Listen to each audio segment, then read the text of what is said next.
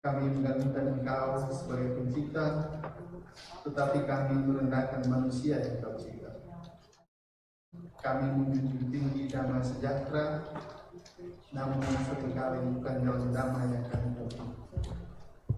Kami memohon berkat-Mu, namun seringkali kami enggan menjadi saluran berkat bagi sesama. Ya Tuhan, sumber segala karunia, ampunilah kami. Roh Kudus kiranya terus menyadarkan dan membaharui hidup kami. Roh Kudus kiranya memampukan kami untuk menjadi saksi. Amin. Kita sampai mengakhiri dengan 37 satu kadang yang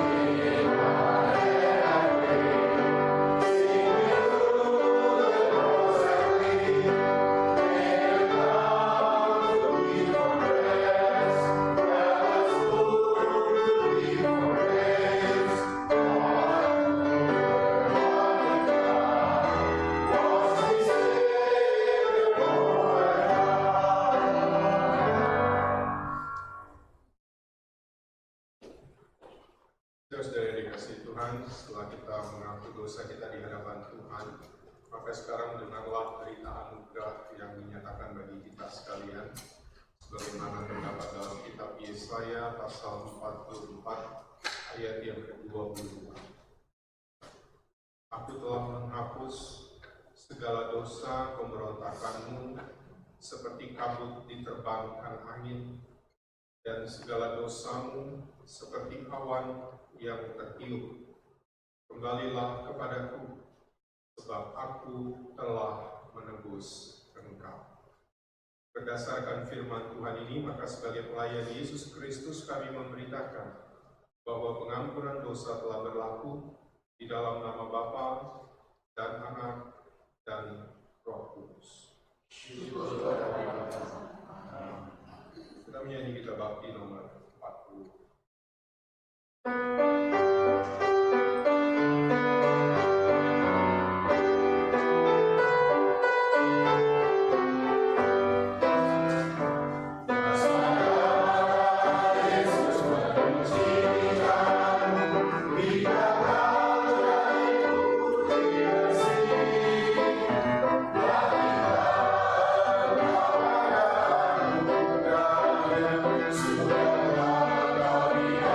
Sudah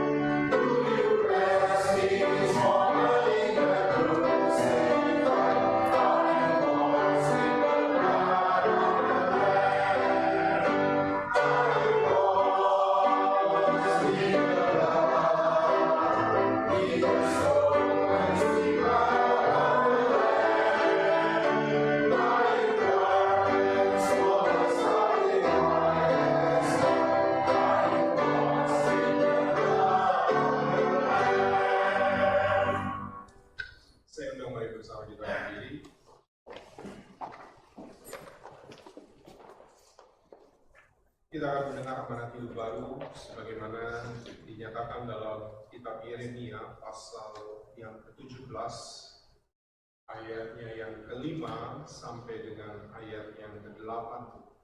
Saya mengajak mari kita membaca bergantian. Saya memulai ayat 5, saudara-saudara ayat 6 sampai ayat yang ke-8.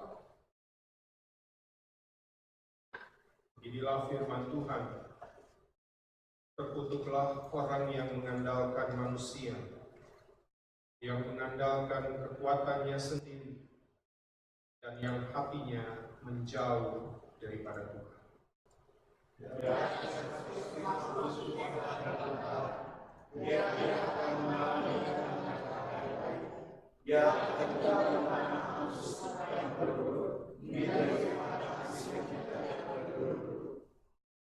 Diberkatilah orang yang mengandalkan Tuhan, yang menaruh harapannya pada Tuhan.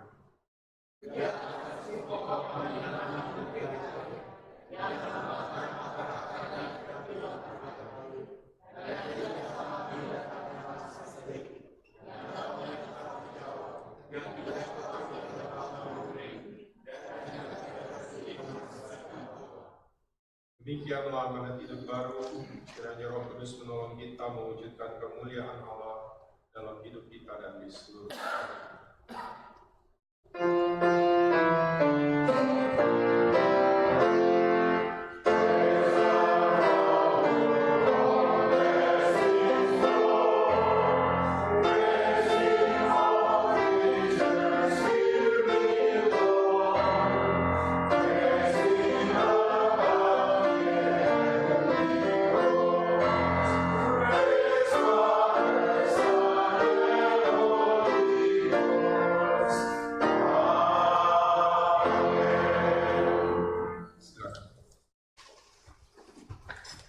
Kita akan mendengar persembahan pujian yang akan disampaikan oleh komposer.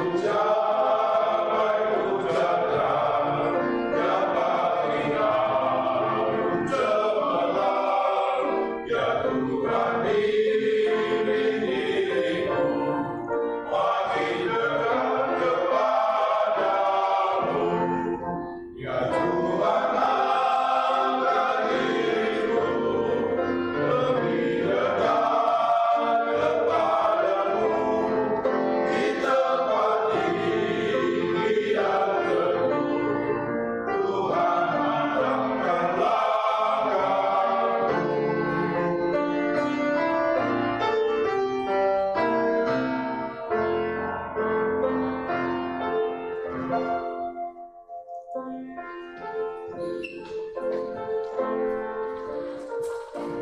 kasih Bapak.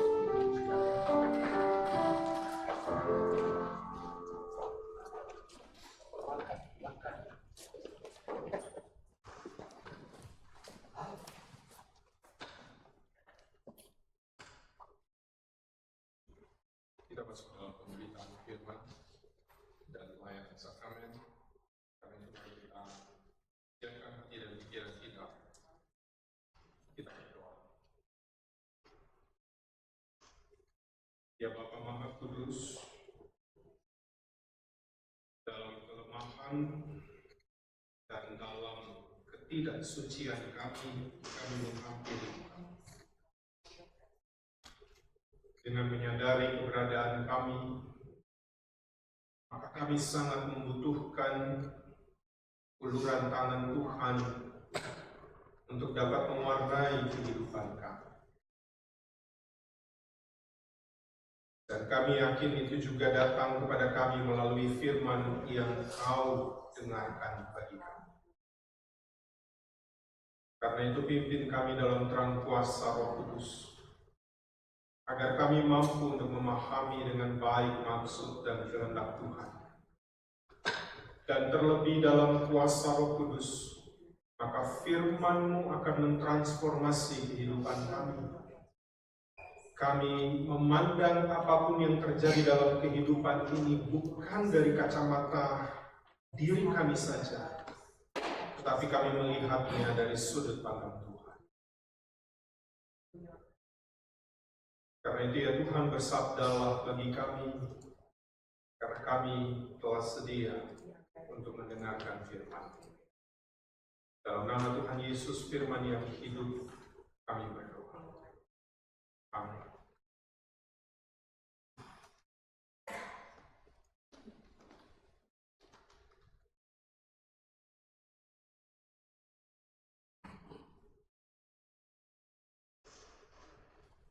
Jemaat yang dikasihi Tuhan, bacaan Alkitab kita pada minggu ini terdapat dalam kitab Perjanjian Baru 2 Korintus 12 ayat 1 hingga ayatnya yang 10 yang menyatakan sebagai berikut. Aku harus bermegah sekalipun memang hal itu tidak ada faedahnya. Namun aku hendak mengatakan penglihatan-penglihatan dan penyataan-penyataan dari Tuhan. Aku tahu tentang seseorang di dalam Kristus 14 tahun yang lampau. Entah di dalam tubuh, aku tidak tahu. Entah di luar tubuh, aku tidak tahu. Allah yang mengetahuinya. Orang itu diangkat ke tingkat yang ketiga dari surga. Aku juga tahu tentang orang itu. Entah di dalam tubuh, entah di luar tubuh, aku tidak tahu. Allah yang mengetahuinya. Ia diangkat ke Firdaus dan ia mendengar kata-kata yang tak terkatakan, yang tidak boleh diucapkan manusia. Atas orang itu aku hendak bermegah, tetapi atas diriku sendiri aku tidak akan bermegah. Selain atas kelemahan-kelemahanku, sebab sekiranya aku hendak bermegah juga, aku bukan orang bodoh lagi, karena aku mengatakan kebenaran. Namun, aku menahan diriku supaya jangan ada orang yang berpikir tentang aku lebih daripada yang mereka lihat padaku atau mereka dengar dari aku. Dan supaya aku jangan meninggikan diri karena penyataan-penyataan yang luar biasa itu. Aku diberi sesuatu duri di dalam dagingku, yaitu seorang utusan iblis untuk menghantam aku, supaya aku jangan meninggikan diri. Tentang hal itu, aku sudah 3 kali berseru kepada Tuhan, supaya utusan iblis itu mundur dari hadapanku. Namun jawab Tuhan kepadaku, cukuplah anugerahku bagimu, sebab justru dalam kelemahanlah kuasaku menjadi sempurna. Sebab itu, aku terlebih suka bermegah atas kelemahanku, supaya kuasa Kristus turun menaungi aku. Karena itu, aku senang dan rela di dalam kelemahan, di dalam siksaan, di dalam kesukaran, di dalam penganiayaan, dan kesengsaraan karena Kristus. Sebab jika aku lemah, aku kuat. Demikianlah pembacaan Alkitab pada sore hari ini. Berbahagialah orang-orang yang memegang peringatan-peringatannya, yang mencari Dia dengan segenap hati, yang juga tidak melakukan kejahatan, tetapi yang berjalan menurut jalan-jalan yang ditunjukkannya. Haleluya.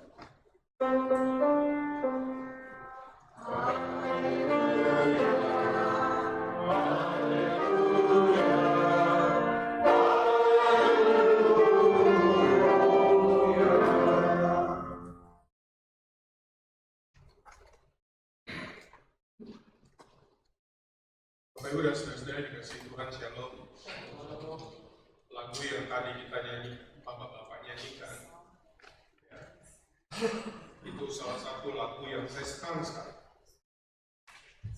Apalagi dalam refrain, dalam chorusnya, dia bilang, ya Tuhan angkat diriku lebih dekat kepadamu.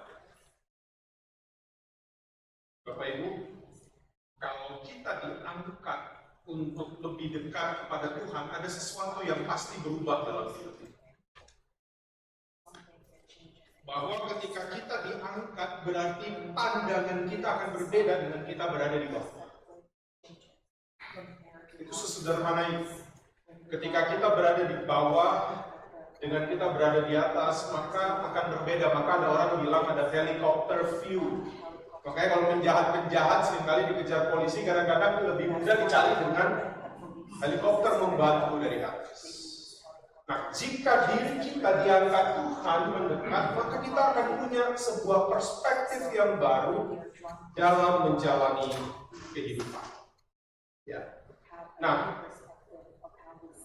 kebanyakan orang, hari ini kita mau belajar dari Paulus ketika dia menyampaikan kesaksian kepada jemaat di Korintus.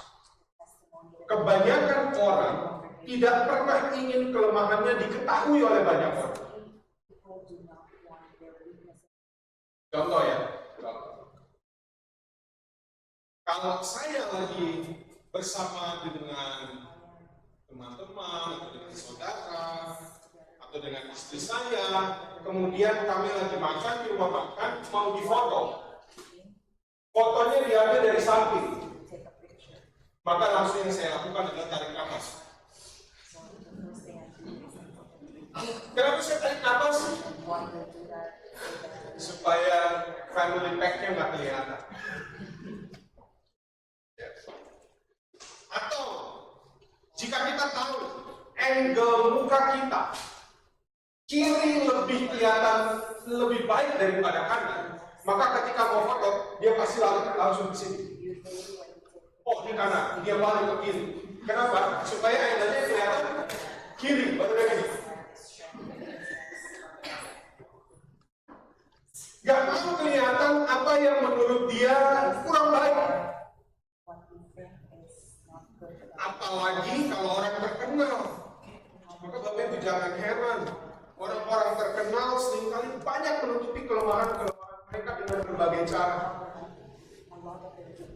Semakin dia terkenal, semakin keras usahanya untuk menutupi kekurangan dan kelemahan. Mengapa demikian? Karena jika orang tahu tentang kelemahannya itu, maka itu bisa dianggap sebuah kesempatan untuk menghancurkan reputasinya. Maka di mata dunia, menunjukkan sisi kekurangan atau kelemahan atau keterbatasan diri itu adalah tindakan yang bodoh. Orang berusaha untuk menutupi.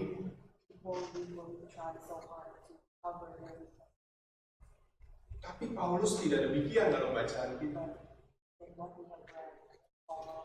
Sebagai seorang rasul yang pelayanannya luar biasa, dia tidak berbuat demikian. Padahal salah satu tantangan yang dihadapi Paulus pada saat itu adalah penghinaan yang dinyatakan kepada dirinya dari beberapa orang jemaat Korintus yang meragukan otoritas dan kepemimpinan Paulus sebagai rasul.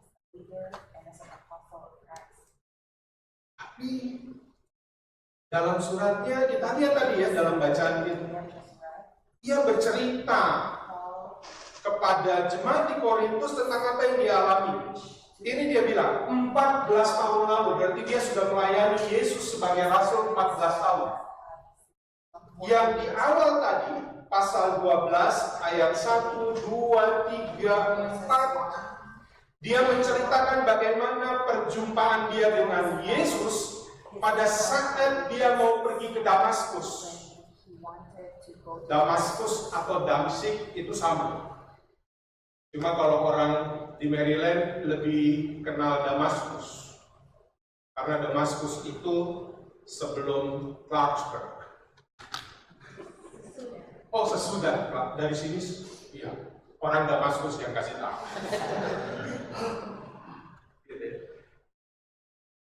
Damsyik, Damaskus itu hal yang sama. Ya. Dalam perjalanannya, ini yang dia ceritakan. Bapak Ibu perhatikan baik, luar biasa pengalaman yang dia ceritakan. Dia bilang ayat 2, aku tahu tentang seorang di dalam Kristus 14 tahun lalu, entah dalam tubuh, entah di luar tubuh, aku tidak tahu, tapi Allah yang tahu. Dia bilang, orang itu, dari sini kita bisa tahu nih, surga dan tingkatannya ternyata. Orang itu diangkat ke tingkat yang ketiga dari surga. Dia bilang. Padahal itu dia bicara tentang siapa? Dirinya. Tentang Paulus. Ya. Dan dia bilang, aku juga tahu tentang orang itu, entah di dalam tubuh, entah di luar tubuh, aku tidak tahu.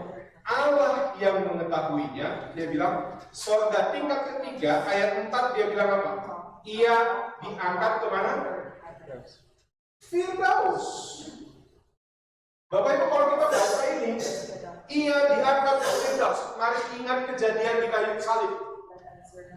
Pada saat salah seorang penjahat di sisi Yesus bilang, ingatlah akan daku, maka Yesus bilang apa sama dia?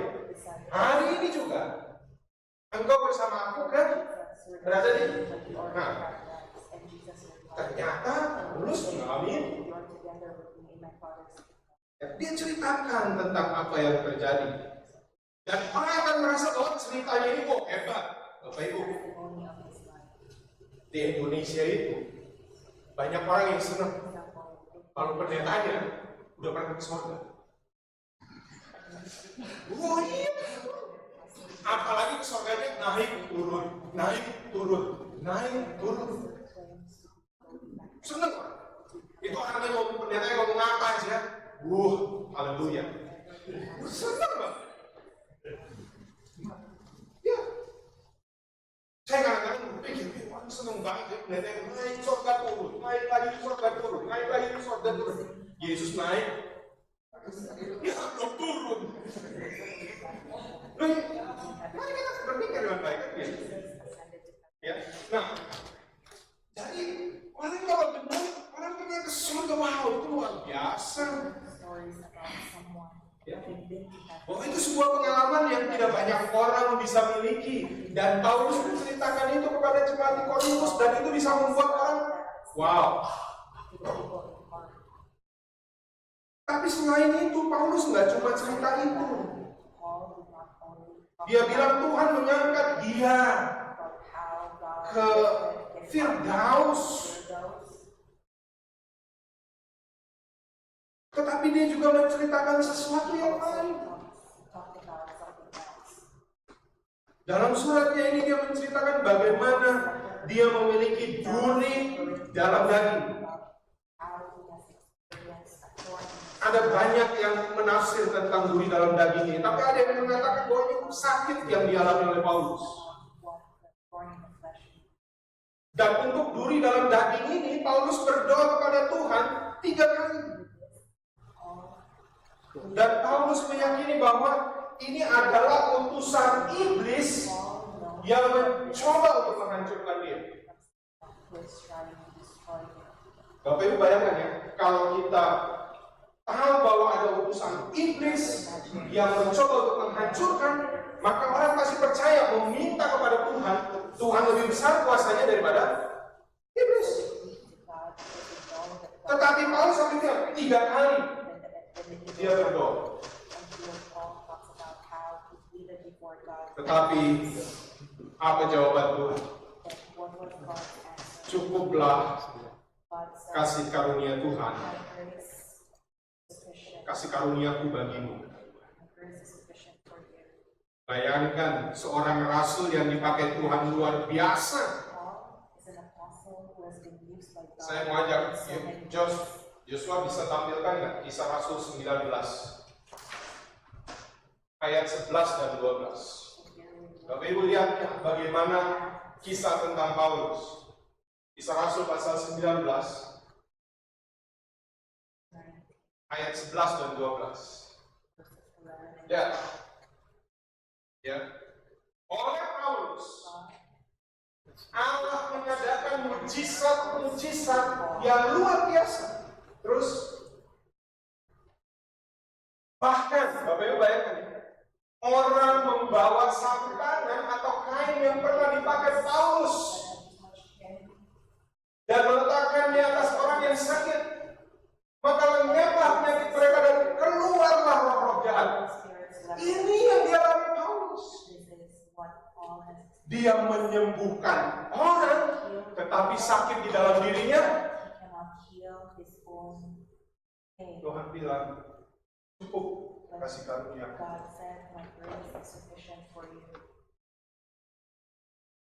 Gak gampang terima.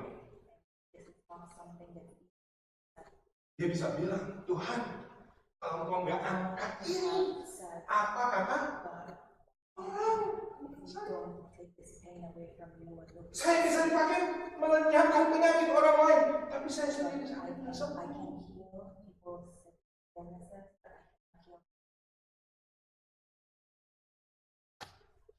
Dan saya bayangkan kalau saya jadi Paulus yang ini, bagian ini tidak akan saya ceritakan kepada siapapun. Ini akan menjadi rahasia saya dengan Allah. Ketika Allah bilang cukup kasih karunia aku bagi. Tapi Paulus membaginya. Bayangkan sapu tangannya aja direbutin orang. Apakah orang nggak akan bilang nanti Paulus? Dia banyak berdoa buat orang, tapi kamu kurang iman. Paulus, kamu mendoakan orang, tapi kamu kayaknya dapat hukuman Tuhan. Apa jadi? Kita bersyukur hari ini bahwa Paulus menceritakan pergumulan serta jawaban Tuhan. Saya mau bilang ya, bukan cuma pergumulan, tapi jawaban Tuhan yang dia terima. Mengapa? Karena dari sini kita bisa memahami bahwa penyertaan Tuhan tidak terbatas pada hal-hal jasmani saja.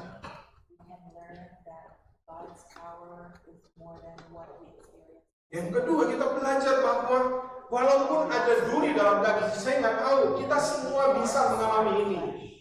Apapun itu duri dalam daging bagi kita. Tetapi walaupun ada duri dalam daging itu,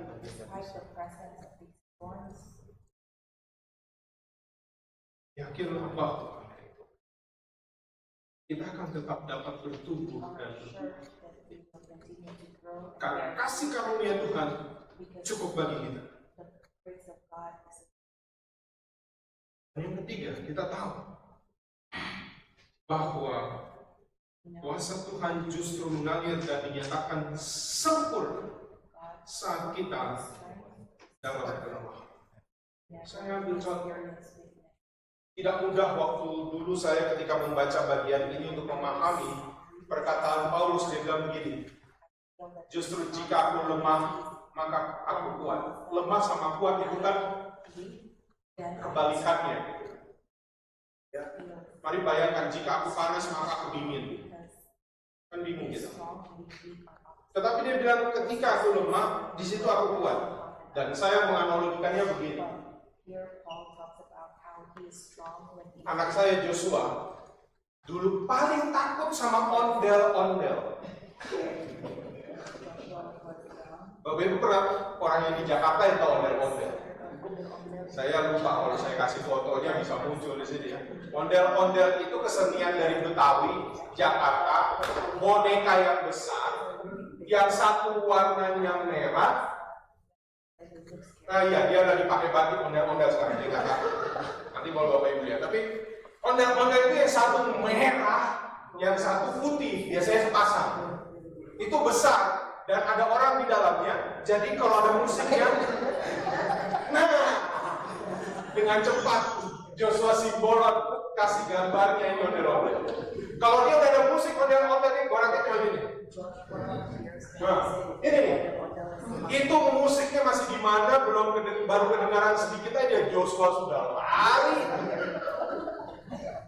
Ya sudah, bahkan di dalam mobil pun ketika kami lagi jalan, dia lagi duduk santai di belakang misalnya, dan ketika ini musiknya bunyi, tiba-tiba dia dipangku manggung.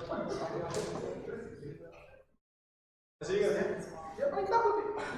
Nah, ketika dia merasa lemah, ketika dia merasa takut, ketika dia merasa insecure, dia langsung cari ke siapa dia bisa dapat perlindungan. Dan dalam kelemahannya justru dia mendekat dengan sangat kuat maminya atau papi. Dan dari sini saya memahami Paulus bilang, jika aku lemah dan aku tahu tentang kerapuhanku, maka aku harus tahu kepada siapa aku harus berpegang kuat.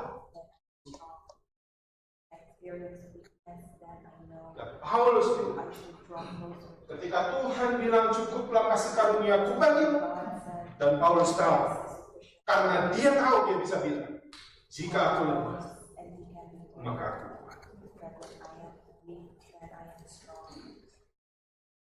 Paulus bilang dalam bacaan kita, dia justru membanggakan kelemahan.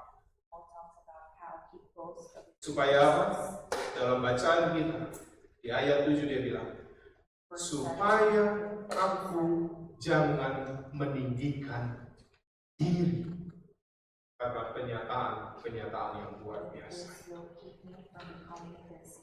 Saya mau bilang lagi, Bapak Ibu, kita manusia yang rapuh.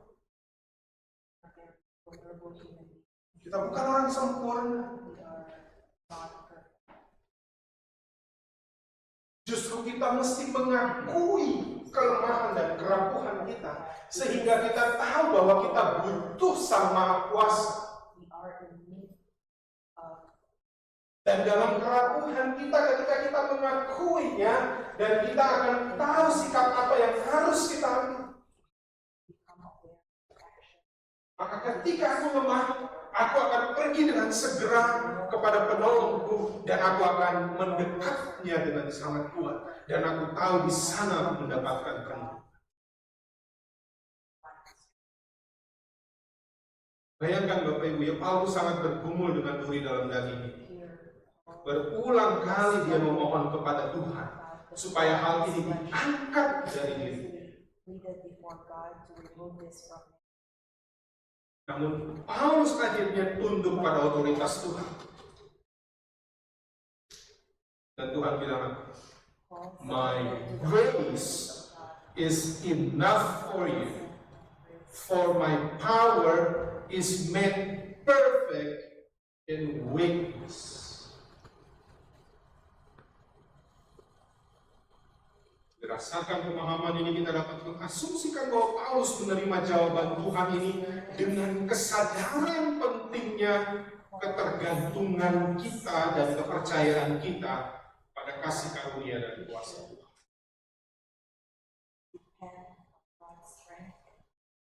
Maka 3 pelajaran yang saya mau sampaikan bagi kita. Yang pertama, Paulus menerima kelemahan dan keterbatasannya. Justru dia mengimani bahwa melalui keterbatasannya kuasa Tuhan akan menjadi nyata dan bekerja secara sempurna.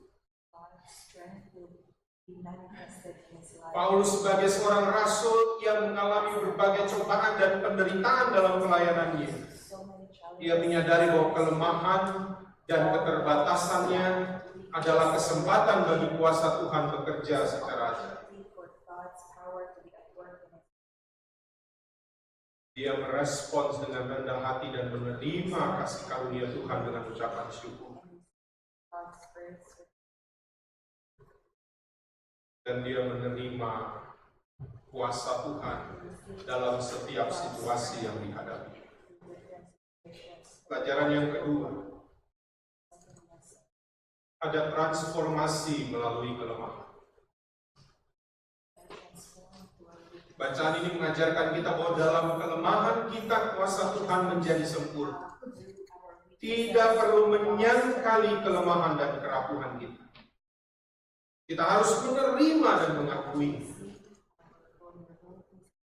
Justru seringkali perubahan datang ketika kita jujur mengakui kelemahan kita di hadapan Tuhan. Alkitab sendiri memberitahu bagi kita bahwa kelemahan adalah pintu bagi kita untuk mengalami kuasa dan kekuatan Allah. Karena ketika kita mengakui dan menerima kelemahan kita dan berserah kepada Tuhan, kita yakin bahwa Tuhan dapat bekerja dengan kuasa-Nya yang sempurna dalam hidup kita. Yang ketiga dan terakhir,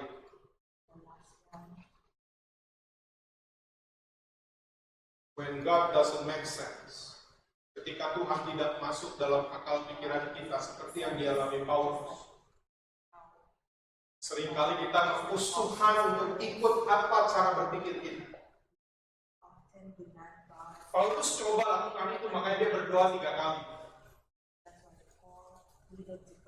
Tetapi ketika dikatakan Tuhan, cukuplah kasih karuniamu baginya, justru dalam kelemahanmu lah kuasaku sempurna.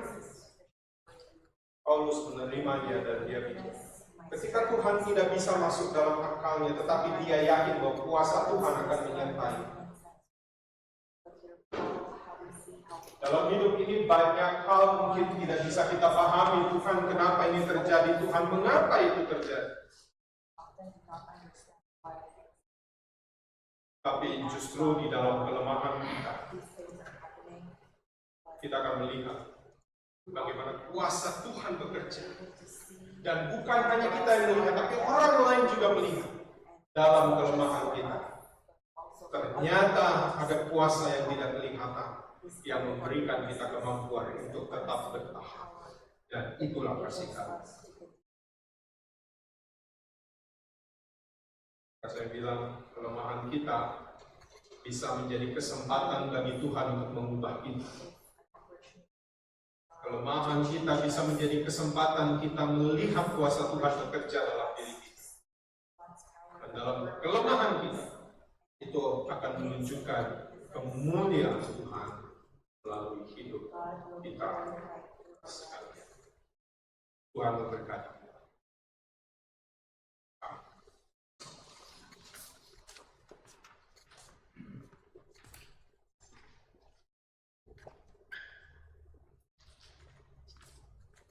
Kita masuk dalam pelayanan sakramen.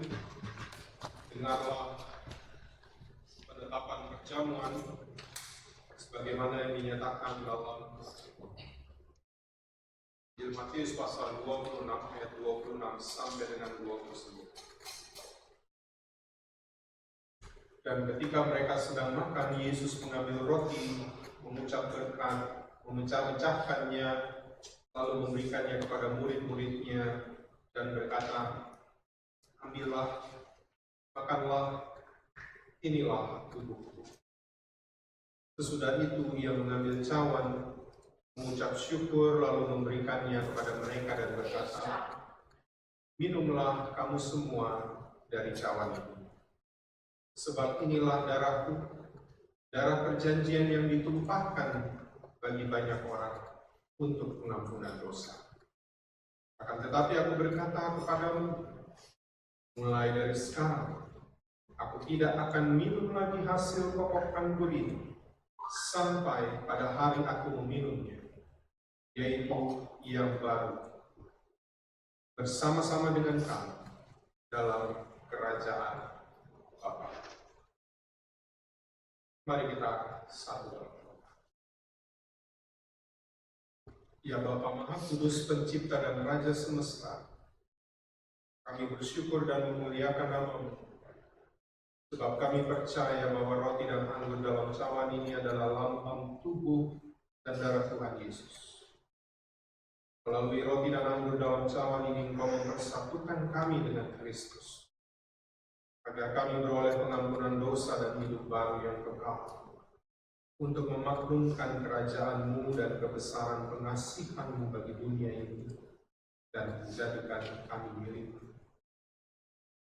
Engkau mengangkat kami semua orang yang jatuh. Engkau menegakkan mereka yang tertunduk. Engkau memulihkan hati yang hancur. Engkau menghibur yang berduka. Engkau membebaskan yang tertindas, serta menghentikan semua badai di hidupnya. Oleh karena itu, bersama dengan semua hamba-Mu, malaikat dan manusia, nabi-nabi, para rasul dan martir, serta seluruh gereja-Mu di segala waktu dan tempat dan di surga, kami memuji dan memuliakan nama-Mu dalam mana kebesaran yang tiada henti. Kudus, kudus, kuduslah Tuhan yang Maha Kuasa, yang sudah ada dan yang ada dan yang akan datang. Kami memuji nama-Mu ya Bapa, karena pemberian-Mu yang paling utama, anak-Mu Yesus Mesias, yang rela disalibkan untuk menebus dan menyelamatkan kami dari cengkraman dosa dan maut, dan yang bangkit untuk membuat kami tidak ternoda di hadapan. Utuslah Roh Kudus-Mu mendiami hati kami, agar kami yang menerima roti dan anggur dalam cawan itu benar-benar menjadi anggota tubuh Kristus di dunia, yang saling mengasihi dan melayani menurut teladan, serta membawa damai sejahtera kepada segala makhluk. Sama seperti bahan baku roti dan anggur ini yang tumbuh tersebar, kemudian dikumpulkan dan diolah menjadi satu, maka kumpulkanlah kami umat-Mu dari timur dan barat, dan utara dan selatan, dalam kerajaan anak-Mu Yesus Mesias, Tuhan dan Juru Selamat, yang telah mengajar kami berdoa. Bapa kami yang di surga, dikuduskanlah nama-Mu, datanglah kerajaan-Mu, jadilah kehendak-Mu di bumi seperti di surga.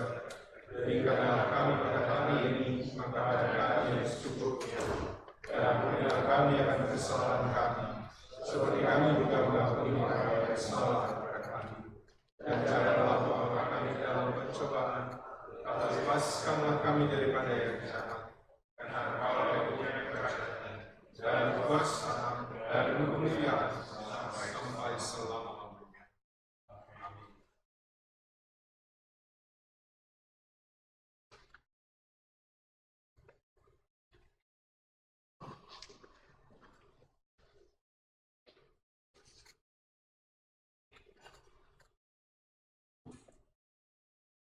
Jemaat yang dikasihi Tuhan, sebelum kita menerima roti dan anggur sebagai lambang tubuh dan darah Tuhan kita Yesus Kristus, saya undang kita berdiri.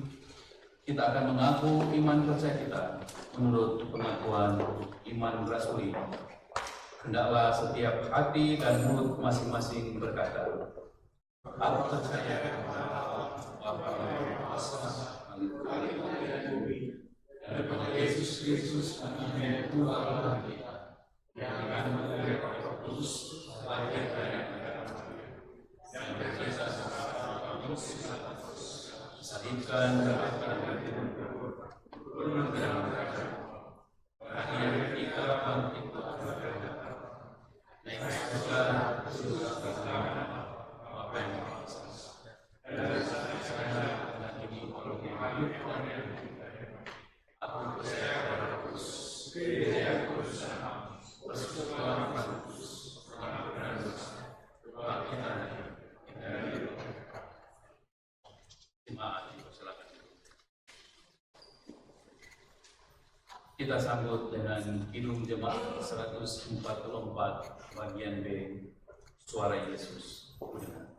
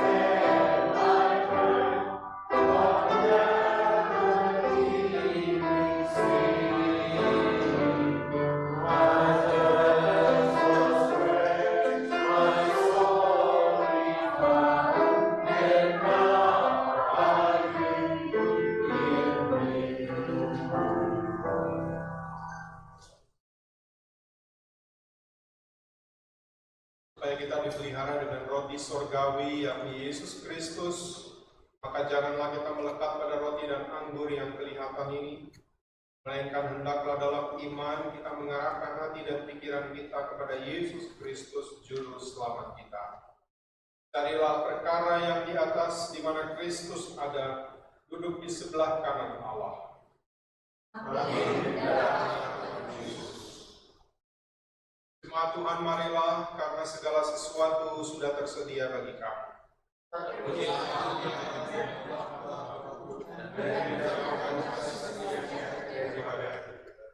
Kiranya damai sejahtera Tuhan memenuhi persekutuan kita. Kita salam kiri dan kanan kita, damai sejahtera.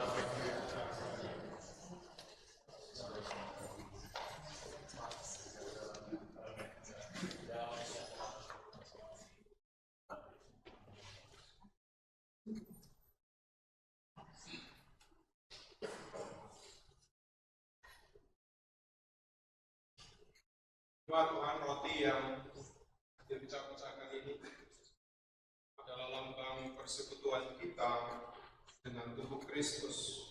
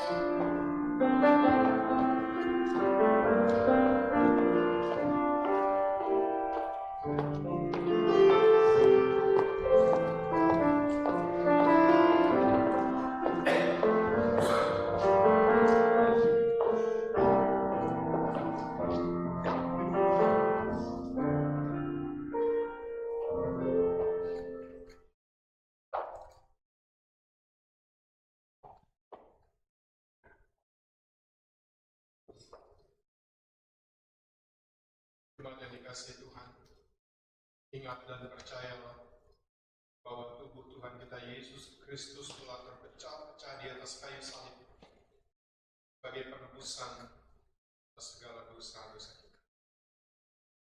Makan.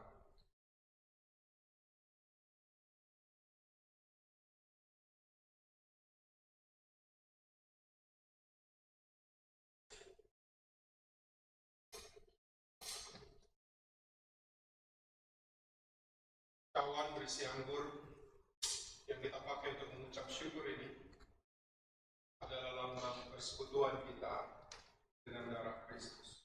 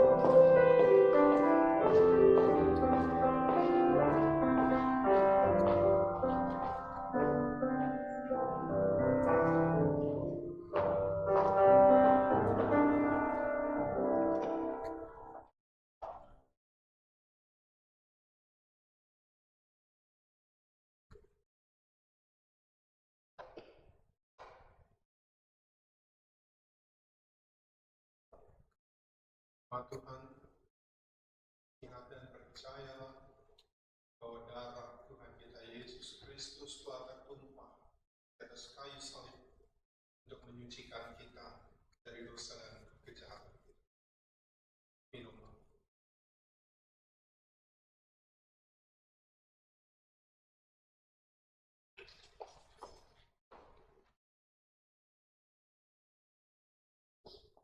Kiranya damai sejahtera Allah yang melampaui segala akal akan memelihara hati dan pikiranmu dalam Kristus Yesus. Amin.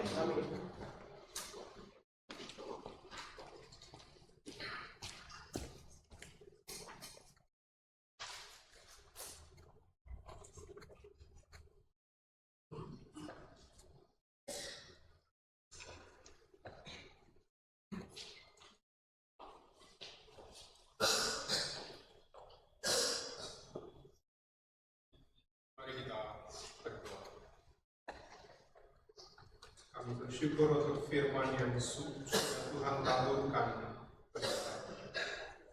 Kami percaya Roh Kudus akan terus bekerja.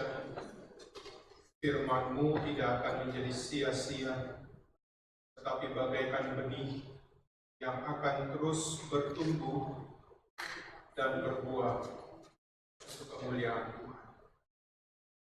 Kami juga sudah mengambil bagian dalam perjamuan kudus. Tubuh dan darah Kristus lambang kasih yang tidak pernah berkesudahan, lambang kasih yang paling agung bagi kami, yang menebus dan menyucikan hidup kami. Dan itu menandakan bahwa Kristus hidup di dalam kami, dan kami hidup di dalam Engkau, ya Tuhan. Maka pimpinlah hidup kami terus dalam setiap langkah yang kami tempuh, dalam setiap keputusan-keputusan dalam hidup yang kami ambil. Roh Kudus akan selalu memimpin kami. Hikmat-Mu memberi kami kebijaksanaan untuk memutuskan dan melangkahkan kaki kami di tengah dunia ini. Saat ini kami berdoa bagi mereka yang sedang dalam keadaan sakit, dalam kelemahan yang sedang mereka alami saat ini, dalam pengobatan yang sedang dijalani, dalam perawatan medis yang mereka sedang jalani. Kami mohon jamahan dalam kuasa Tuhan Yesus boleh menopang, menyertai, dan menguatkan mereka. Kami percaya tangan kuasa Tuhan itu mampu untuk menyembuhkan dan memulihkan. Maka kami berdoa bagi Bapak Bunce Tahalele, bagi Ibu Betty Lapian, bagi Bapak Roli Sakul, bagi Ibu Alma Utoyo, bagi Bapak Richard Monteverde, bagi Bapak Rexi Tandayu, bagi Bapak Pendeta Tony Thanos, bagi Bapak Hari Napitupulu, bagi Ibu Basya Engel Louis, bagi Bapak Sean Toll, bagi Bapak Roy Jones, bagi Bapak Jim Wright, bagi Ibu Sylvia Engel dan kakak dari Ibu Basya, bagi Ibu Emi Paruntu, orang tua terkasih dari anak tua Juvena, bagi Ibu Teli Tanggayu, kakak dari Pak Heru, bagi Ibu Frederica Hartati Sirega, orang tua Ibu terkasih dari Ibu Priscilia Paulina Panjaitan, bagi Ibu Jessica Tandayu dalam masa kehamilan yang sedang berjalan, mohon penyertaan Tuhan sampai dengan masa kelahiran nanti. Kami juga menopang bagi Ibu Lili Huai dan Ibu Nora. Biarlah anugerah Tuhan juga selalu hadir menguatkan dan menopang. Kami percaya bahwa Tuhan memberkati saudara-saudara kami dan keluarga mereka. Dan Tuhan mendengar setiap doa dan harap yang mereka naikkan kepada Bapa di sorga. Kami juga berdoa pada saat ini, di mana beberapa waktu ke depan, kekasih kami Bapak Yosua Lani akan kembali ke Indonesia. Kami juga berdoa Tuhan menyertai dalam perjalanan yang akan dia tempuh dalam hidup bersama dengan keluarganya, istri dan kasih Mei yang berada di Bali. Hamba berdoa juga saat ini bagi setiap yang hadir, jemaat-Mu, baik yang mengikuti ibadah dalam ruang ibadah ini, ataupun mereka yang mengikuti secara online. Tuhan sertai dan berkati kehidupan setiap jemaat. Kami percaya bahwa berkat Tuhan akan mengiringi langkah kehidupan setiap jemaat, kepala keluarga, ibu rumah tangga, anak-anak kami, cucu kami, orang tua kami, saudara-saudara kami dimanapun mereka berada. Kami juga berdoa bagi perdamaian dunia. Kami mohon hikmat Tuhan menaungi setiap pemimpin. Biarlah damai boleh dinyatakan di tengah-tengah dunia. Kami berdoa bagi bangsa Indonesia. Kami berdoa juga bagi Amerika Serikat. Tuhan berkati dalam setiap program pemerintah yang akan dilakukan. Hikmat Tuhan menaungi pemerintah supaya boleh menjadi wakil Tuhan menyatakan damai dan sejahtera bagi rakyat. Akhirnya hamba berdoa bagi jemaat-Mu yang akan melanjutkan kehidupan di minggu yang baru. Kiranya hikmat Tuhan menaungi dan menyertai. Hamba mohon karuniakan kesehatan dan kekuatan dalam kehidupan mereka. Anugerahkan sukacita, damai sejahtera-Mu boleh mereka rasakan dalam hari-hari kehidupan. Hingga kami semua boleh bersyukur senantiasa kepada Tuhan. Terima kasih Bapa di sorga, ini doa dan pengharapan kami. Kami mohon ampun atas segala dosa dan kesalahan kami. Doa ini kami naikkan hanya di dalam nama Tuhan Yesus. Amin. Kita akan mendengarkan persembahan pujian yang akan disampaikan oleh kaum ibu.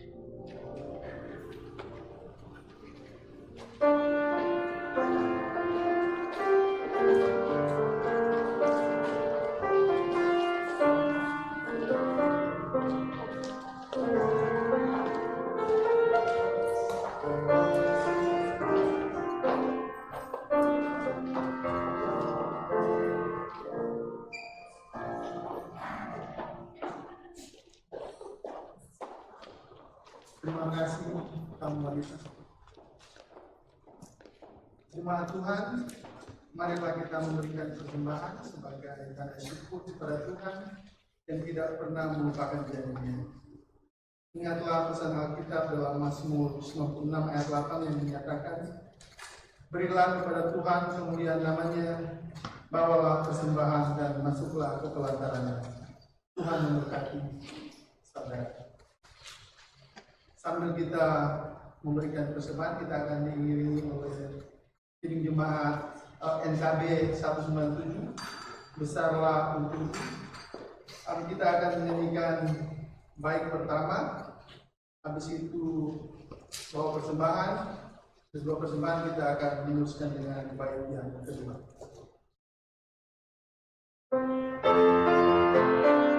Sambil membawa slot ke depan.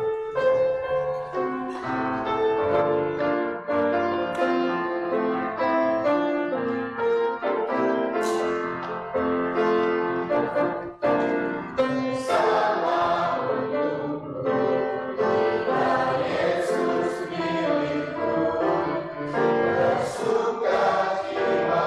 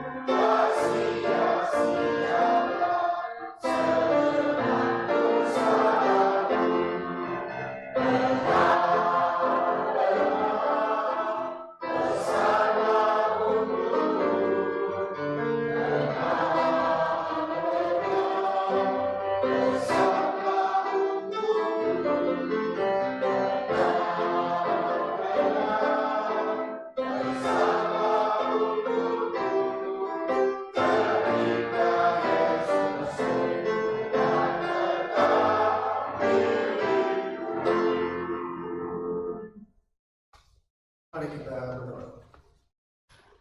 Ya Tuhan, terimalah persembahan yang kami berikan kepadamu.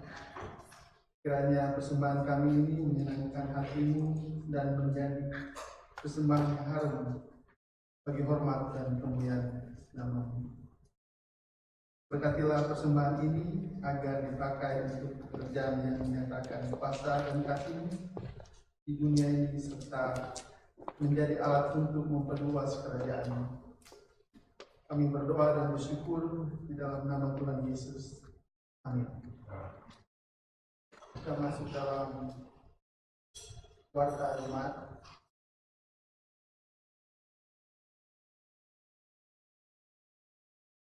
Majelis dan Jemaat GKA mengucapkan banyak terima kasih kepada Bapak Pendeta Samuel KH yang telah melayani pada sore hari ini.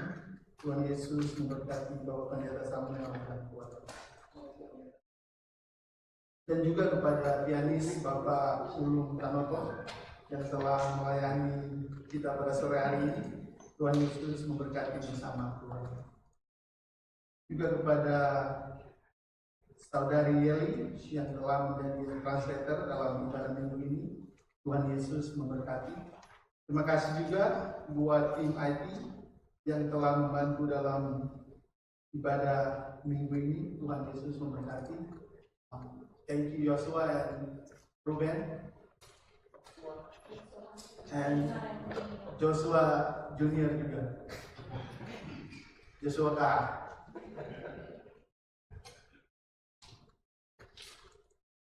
Majelis dan Jemaat GKA mengucapkan selamat datang kepada jemaat yang baru pertama kali datang untuk beribadah pada hari ini. Juga pendeta dan majelis GKA mengucapkan banyak terima kasih pada seluruh jemaat yang telah berpartisipasi dalam fundraising pada tanggal 29 Juni yang lalu. Dana yang terkumpul sebesar $330. Terima kasih atas partisipasinya. Tuhan Yesus memberkati.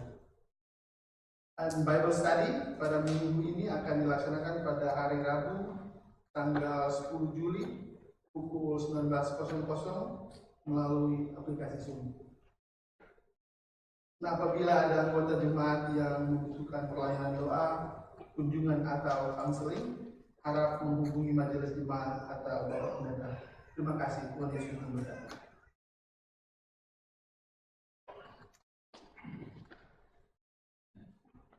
Tuhan, saya undang mari bersama berdiri.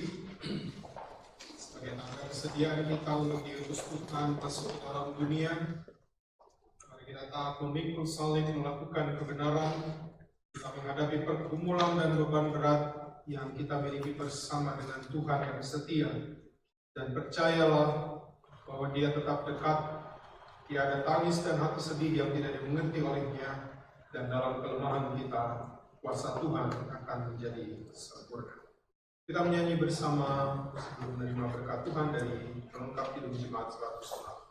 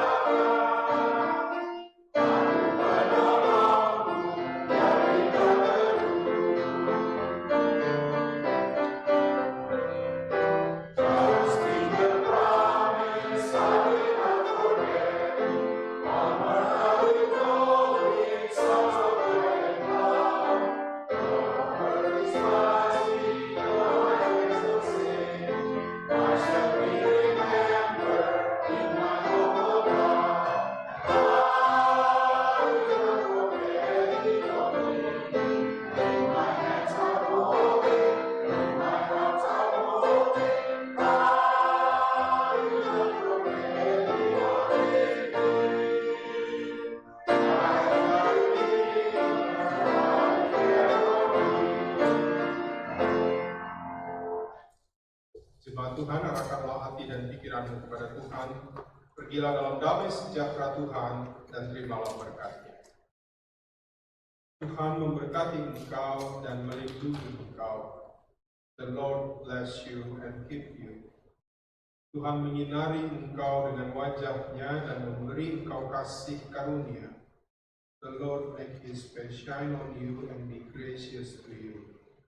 Tuhan menghadapkan wajah-Nya kepadamu dan memberi engkau damai sejahtera. The Lord turn His face toward you and give you peace.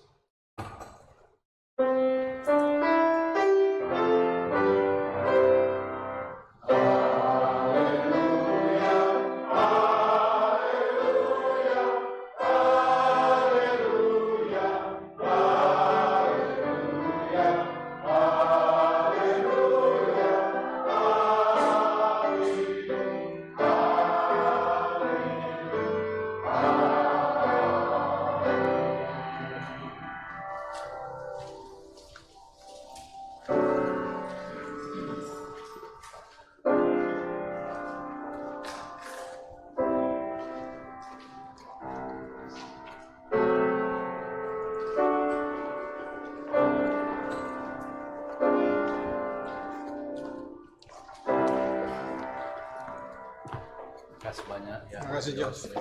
Joshua and Ruben, thank you so much.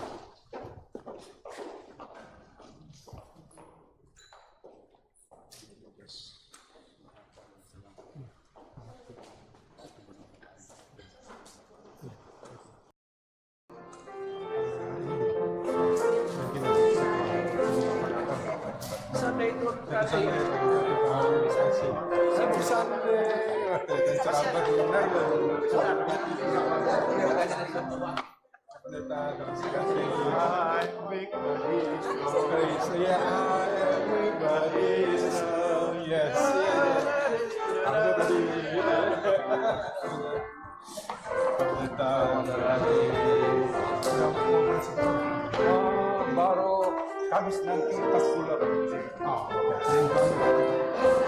kasih. Atas pelayanannya. Terima kasih. Survey the wondrous cross on which the Prince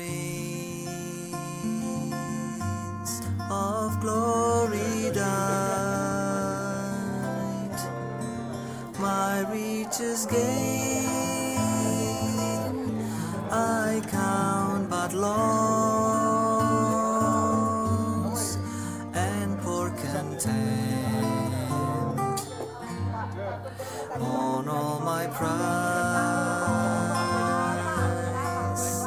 See from His head, His hands, His feet, sorrow and love flow mingled down. Did there such love and sorrow meet, or thorns compose? So it's a crown